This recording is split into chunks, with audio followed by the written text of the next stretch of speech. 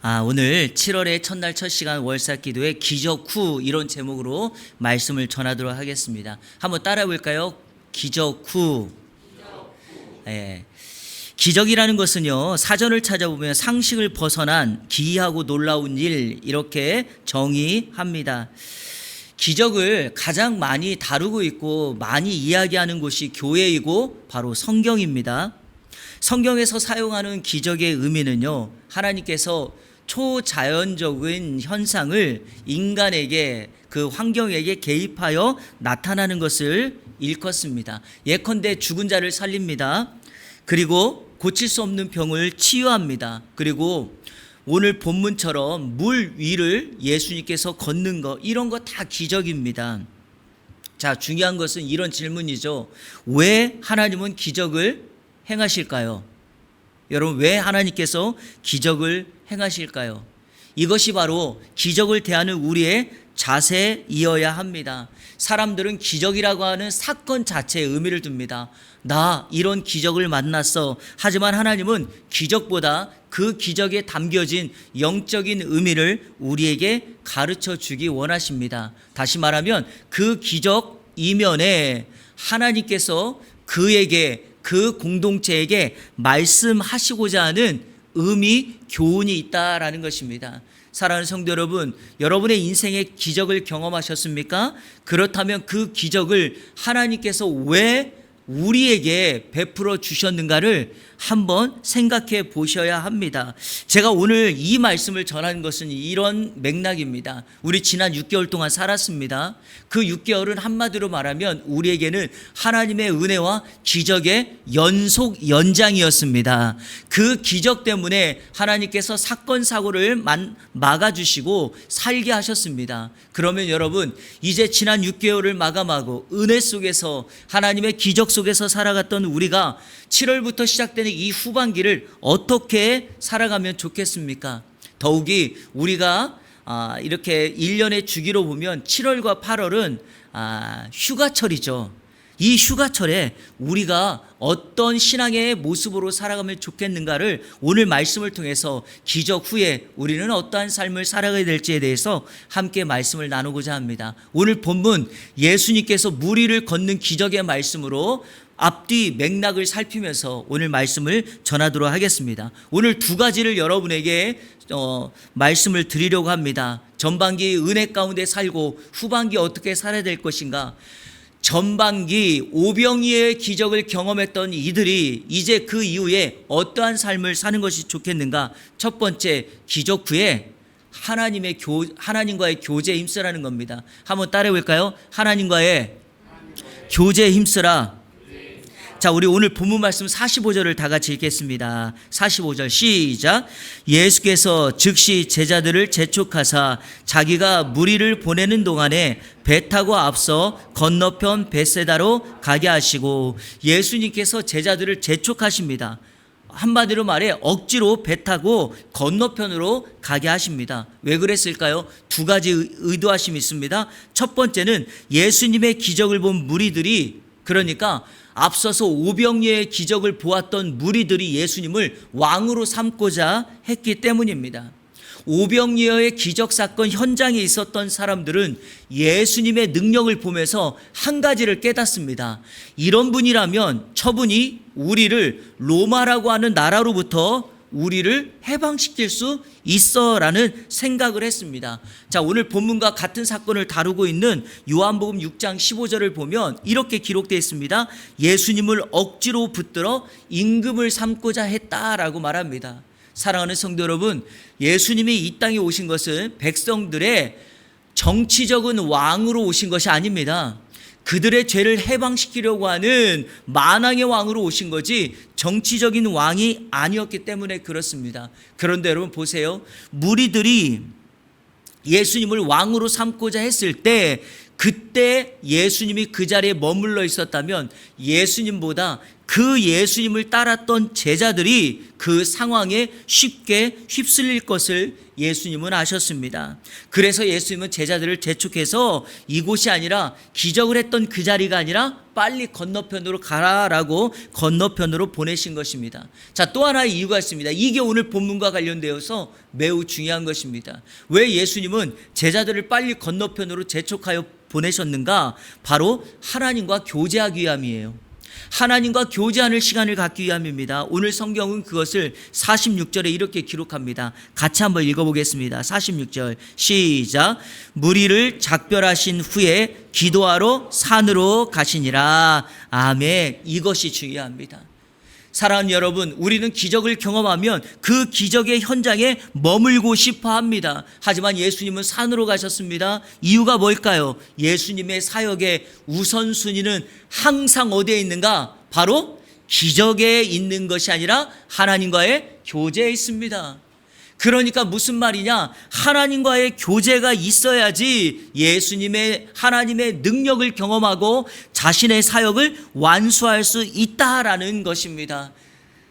사랑하는 여러분, 정말 여러분이 7월 한 달 그리고 후반기에 하나님의 은혜와 돌보심과 하나님의 능력을 기대한다면 하나님과의 친밀한 교제를 멈추지 마십시오. 바로 그때부터 여러분에게 능력이 나타나게 될 것입니다. 한번 이런 상상해 보세요. 그 자리에 예수님의 기적을 보면서 사람들이 박수를 치면서 저 사람 대단해, 저 사람을 따랐던 제자들도 대단해 라는 그 자리에 머물러서 예수님이 그냥 그 현장에 계속 머물러 있었다면 어떻게 될까요? 그냥 눈 한번 딱 감고 그렇지, 내가 당신들의 왕입니다 라고 받았을 거예요.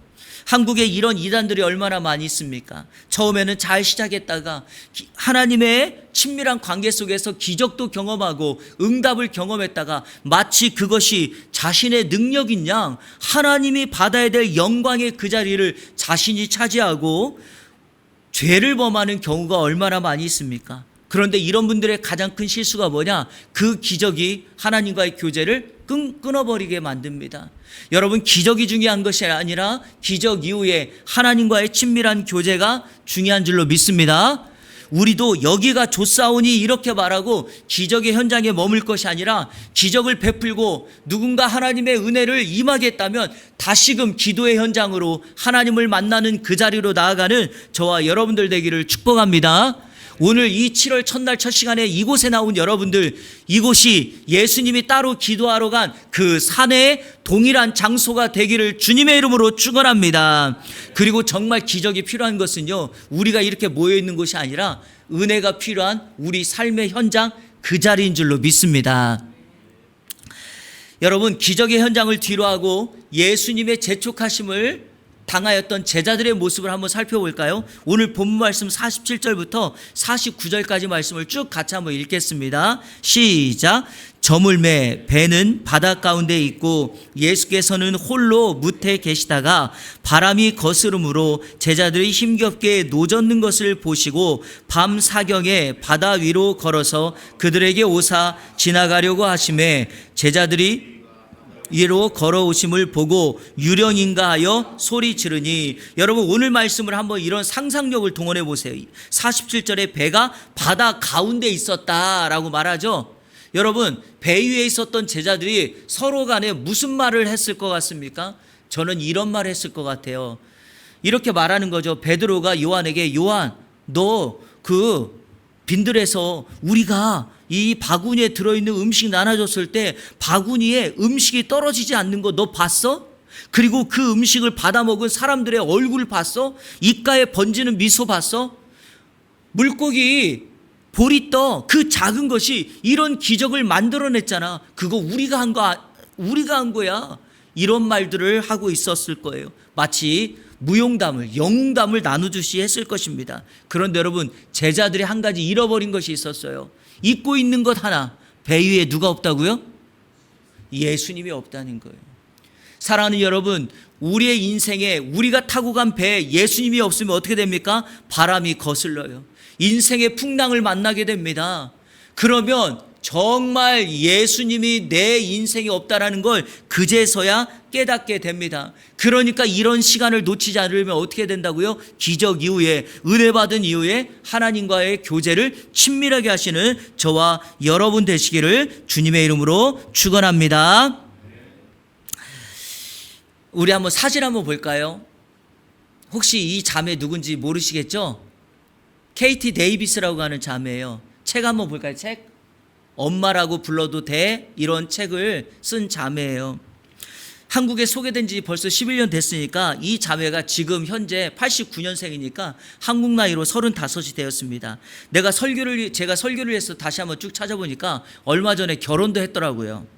이 KT는요, 정말 세상이 부려하는 엄친딸이라고 불리는 자매였습니다. 미국에서 유명한 고등학교를 다녔고 학급 회장이었습니다. 그리고 그 학교에서 뽑는 매해 퀸카로 퀸이 됐던 자매였고, 반에서 공부도 1등하고 가정도 부유해서 고등학교 졸업할 때 스포츠카를 타고 다녔습니다. 그런데 이 자매가 16세에 예수님을 인격적으로 만나고 하나님 앞에 결단을 한 가지 한 게 있어요. 대학 입학을 앞두고 부모님에게 설득을 해가지고 내가 예수님을 만났던 것에 대하여 말씀을 실천하기 위하여 1년만 우간다의 고아원에 가서 내가 그들을 돕고 싶다라고 부모님을 정말 힘겹게 설득해서 우간다로 갑니다. 이것도 대단한 거 아니겠습니까? 그런데 우간다에서 살아갔던 1년의 삶은 그녀의 인생을 송두리째 바꾸어 놓고 맙니다. 여러분, 우간다 아프리카는요, 집이 없어서 모래바닥에서 아이들이 잠을 잡니다. 에이즈에 걸린 엄마가 아이를 낳아요. 그러니까 아이가 또 에이즈에 병을 안고 살아갑니다. 이런 대물림된 인생을 살아가는 나라가 우간다고 그 아이들이었습니다. 그렇게 고통받는 그 아이들을 돌보다가 이 아이들을 방치할 수가 없어서 자신의 꿈과 계획과 그 모든 삶을 내려놓고 기꺼이 그들과 함께 살기로 결단하며 자신의 인생을 내려놓고 다시금 우간다로 돌아가서 그들의 엄마가 된 것입니다. 이 책 가운데 이런 문장이 있어요. 모든 삶 속에서 그리스도를 드러내고 싶습니다. 주님의 영광을 위해 주변 모든 사람들에게 나 자신을 전부 내어주면서 넓은 삶을 살고 싶습니다. 그녀가 이렇게 고백합니다.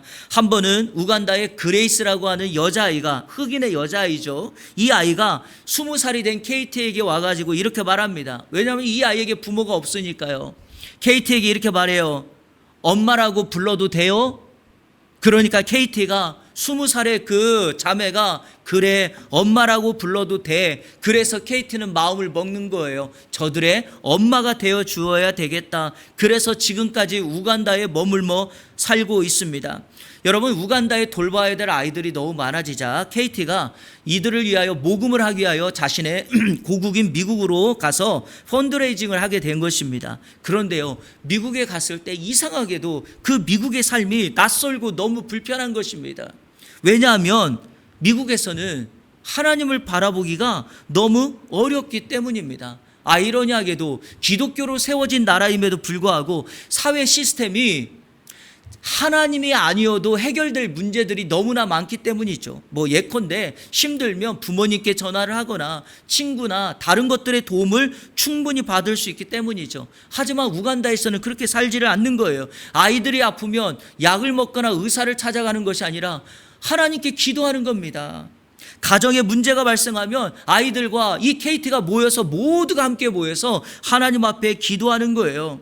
그러면서 이 KT가 이런 말을 합니다. 우간다에서는 하나님의 도움 없이는 매 순간순간 살 수 없어 하나님과 늘 소통하게 됩니다. 눈 뜰 때부터 잠들 때까지 하나님과 교제하며 살아갑니다. 그러나 모든 것이 풍족한 미국에서의 생활보다, 그러면서 이렇게 이야기하는 거예요. 가난하고 부족하지만 나누고 섬기면서 하나님과 교제하는 우간다의 삶이 나에게 가장 큰 축복입니다 라고 그 어린 소녀가 고백합니다. 여러분, 무엇을 발견한 거죠? 신앙의 비밀은 나의 풍성함에 있는 것이 아니라 하나님과 소통하고 하나님과 교제하고 진정 그곳에 우리의 평안과 하나님의 풍성한 은혜가 있다라는 것입니다. 그리고 여러분, 이러한 교제를 통하여 자신의 사역을 능력 있게 행하여 나갈 수 있는 것이 바로 그 소녀의 삶이었고 오늘 우리의 삶인 줄로 믿습니다. 오늘 이 월삭기도에 나오신 여러분들은요, 마음속으로 오늘 기도하실 때 한 가지를 고백하십시오. 하나님, 오늘 이 시간이 주님과의 교제를 삼고 7월 한 달 동안 하나님의 은혜를 경험하며 하나님의 은혜를 나누는 우리의 삶이 되기를 원합니다 라고 기도하신다면 하나님께서 저와 여러분의 삶을 만져주시고 그곳에 하나님의 은혜가 임하게 될 줄로 믿습니다. 두 번째, 마지막으로 기적 후에 여러분 중요한 게 이거예요. 하나님을 아는 일에 힘써야 돼요. 여러분, 우리는 기적하면 그냥 그 기적 사건 거기에 머물러서 다음번에 또 다른 기적 뭐가 있겠지라고 생각합니다. 여러분, 경험, 체험, 기적을 맹신하면 그 다음에는요 또 다른 기적, 더 큰 은혜, 이것만을 기다린다니까요. 하지만 우리 성도들은 그렇게 살아가는 것이 아니라 기적보다는 하나님을 아는 일에 힘써야 될 줄로 믿습니다. 어찌 보면 저와 여러분의 삶에서 기적이라고 하는 사건은 한 번이면 좋게요. 여러분, 그렇지 않습니까? 그러면서 매 순간순간 우리의 삶의 현장에 우리가 살아가고 있음이 기적임을 고백하는 우리의 삶이 돼야 될 줄로 믿습니다. 자, 오늘 성경 50절 한번 읽어보십시오. 같이 읽겠습니다. 시작. 그들이 다 예수를 보고 놀람이라.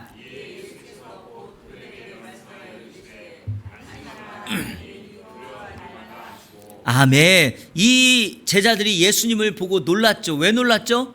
우리가 읽었던 48절 49절에 예수님이 무리를 걸어오니 예수님을 누구라고 생각하죠? 유령이라고 생각을 합니다.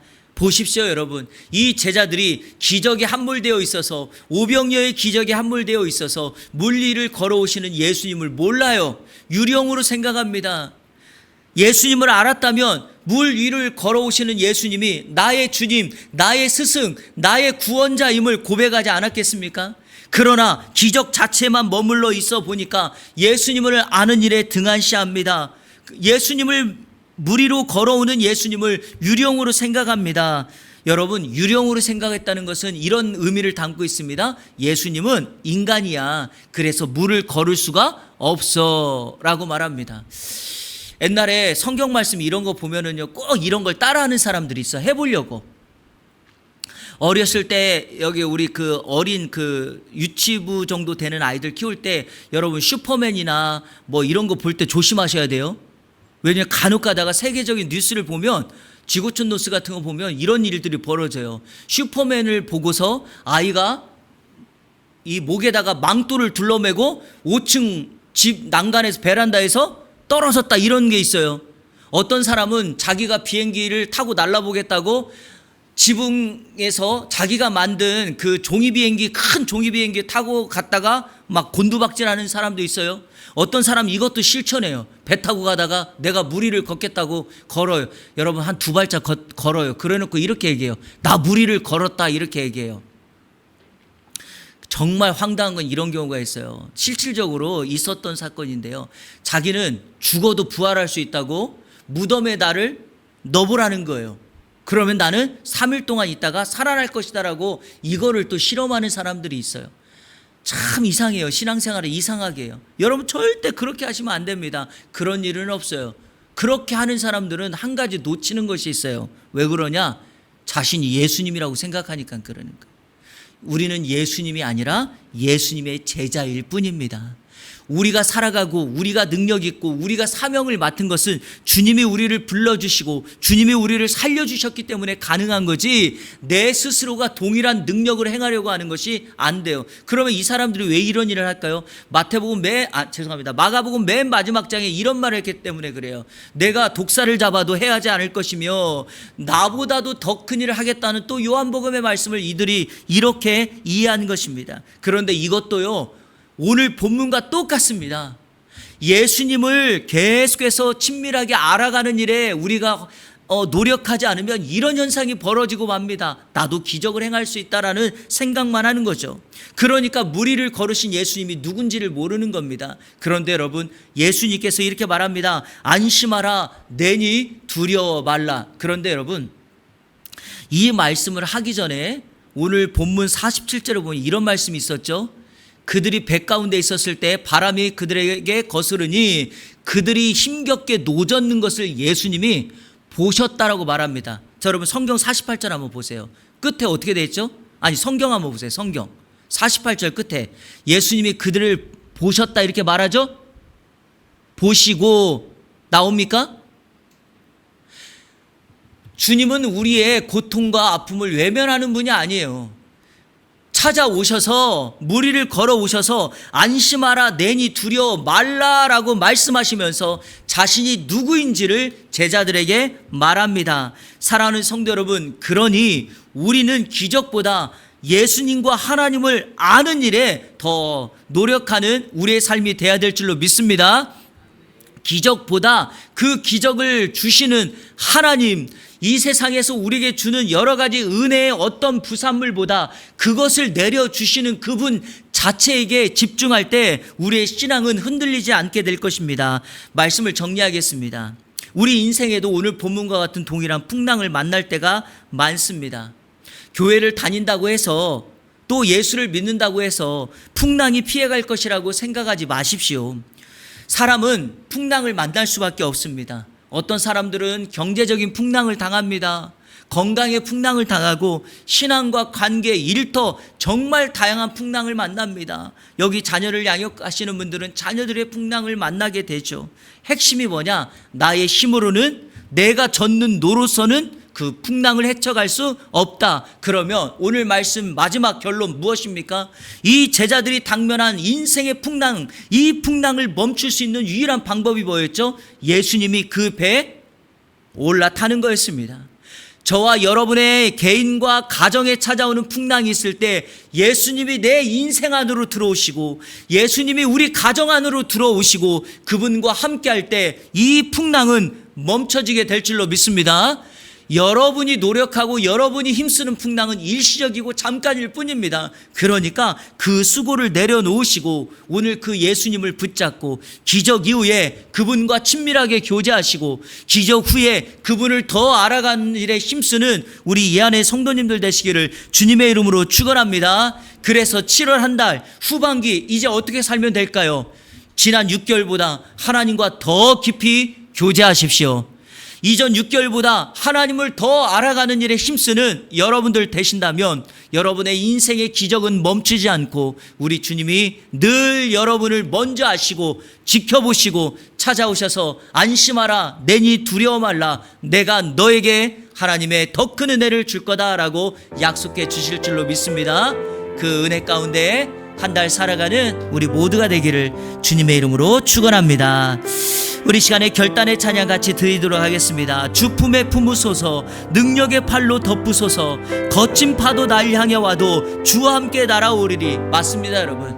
주님과 함께 있다면 그곳은 아무리 파도가 치고 바람이 부는 곳이라 할지라도 주님과 함께 날아오를 수 있는 은혜의 자리가 될 것입니다. 7월 한 달 여러분에게 이와 같은 은혜가 있기를 축복합니다.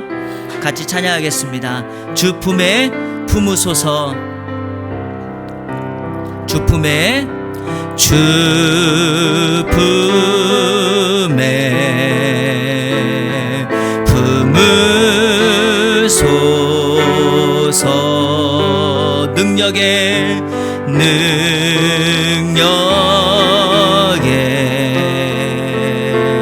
발로 덮으소서, 거친 파도 날 향해 와도 주와 함께 날아오르니,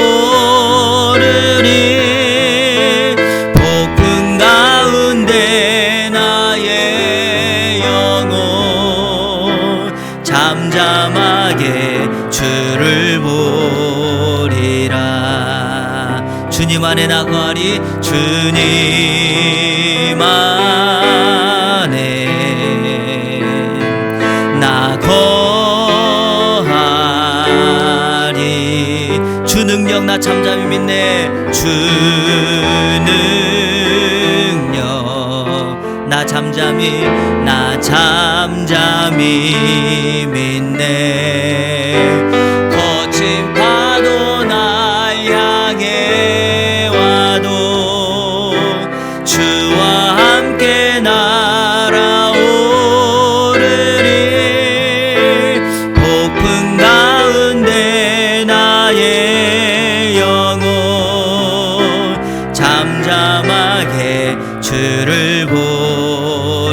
거친 파도 날 향해 와도 주와 함께 날아오르리. 폭풍 가운데 나의 영혼 잠잠하게 주를 보리라.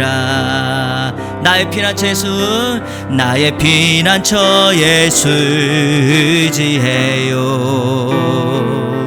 나의 피난처 예수 의지해요. 나의 가는 길에 거센 바람 몰아쳐와도 나의 피난처 예수 의지해요. 다시 한번 나의 피난처 예수, 나의 피난처 예수 의지해요. 나의 피난처 예수 의지해요.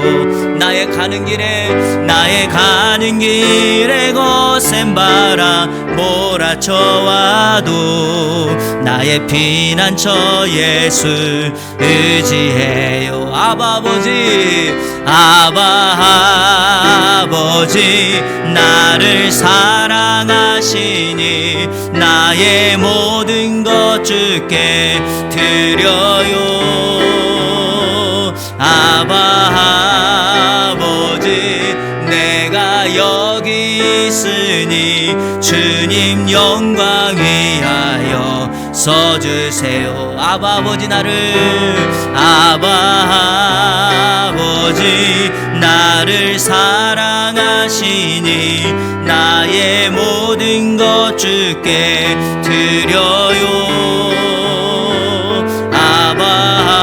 아버지 내가 여기 있으니 주님 영광 위하여 써주세요. 아멘. 여러분, 우리 주님께서 우리의 인생의 피난처가 되실 줄로 믿습니다. 지난 6개월 하나님의 은혜로 살았지만 때로 원치 않았던 풍랑을 만날 때가 있지 않았습니까? 여전히 그 풍랑은 우리 인생에 다가오고 우리에게 몰아치고 있습니다. 여러분, 그때 우리가 불렀던 이 찬양처럼 주님의 팔에 능력이 있음을 믿고 그분 팔 밑으로 가십시오. 우리 주님은 우리 인생의 피난처이기 때문에 그분에게 나아가면 피난처 되신 우리 예수님께서 우리를 품어주시고 덮어주시고 눈물 닦아주시고 모든 문제를 해결해 주실 줄로 믿습니다. 아이가 걸음을 못 걸을 때 우리 부모가 어떻게 합니까?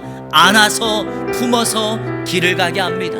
그것처럼 하나님은 우리가 고통하고 신음하고 있을 때 안아서 품어서 건져주시는 하나님이십니다. 여러분, 후반기에는 정말 이랬으면 좋겠습니다. 세상의 문제를 만나고 풍랑을 만날 때 사람에게 전화하고 사람을 의지하고 세상의 것을 의지하는 것이 아니라 순간순간 작은 것이라 할지라도 피난처 되신 예수님 밑에 나아가서 주님의 은혜가 필요합니다. 주님의 은혜가 필요합니다. 주님의 도움이 필요합니다. 주님 도와주세요 라고 기도하는 여러분의 인생이 되기를 소원합니다.